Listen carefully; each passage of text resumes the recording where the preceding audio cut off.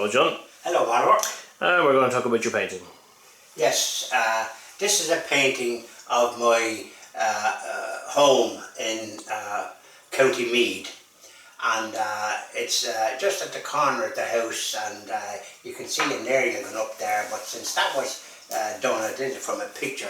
We have one of these dishes, and so that area has come down. But in the meantime, the garden goes to about a quarter of an acre, and there are trees on the left hand side forming a hedge, and also at the back we have some wooden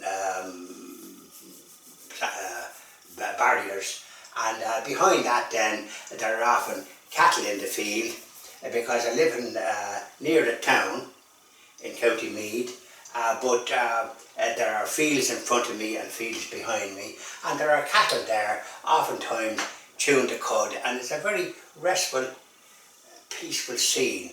And as far as I know, they are an asset to the country, and an asset wherever they are, because when they're sitting down, or rather when they're lying down and chewing the cud, it's a very peaceful, tranquil scene, and that's where I live. And so, as a matter of fact, it reminds me of a little bit of heaven, because you have the flowers in season, and you have the cattle in the field beside you, and sometimes you hear them at their moon and that type of thing. And to think that certain individuals regard them as something to do with the climate, it shows you that these ones that have something to do with the climate are living in cloud cuckoo land. It would do them no harm to come out of the cities, where I think most of them dwell, pontificating about the climate, and come down and have a look at the country and have a look at the contentment as they look at the fields where cattle are, and from time to time lying down and chewing the cud and looking as peaceful as you like. And John, did you set the trees and the shrubs yourself? No, they were there, but my late wife she had green fingers, and she planted kind of bushes along the side and tried to have them uniform, because in our soil there was a lot of rocks, so when you were putting down a thing you had to take out rocks and stones, so it was a hard job, and I helped as well, but she had the vision, and so she had various little plants out, and there's a few of them there. She planted them in selected areas, and it enhanced the overall appearance of the garden, and flowers in season, which is lovely. And we had some of those, we collected some of those wild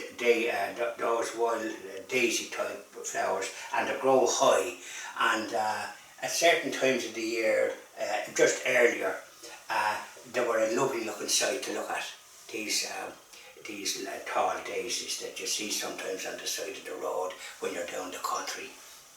So we had them, and courtesy of my late wife, Julie, and they were a lovely sight. And when you looked out there, talk about peace, you know, that's what you got. And that's one of the advantages with living in the country. You have this quality of life, and you have the business of the cattle, the cows and the cattle in the fields, and sheep as well.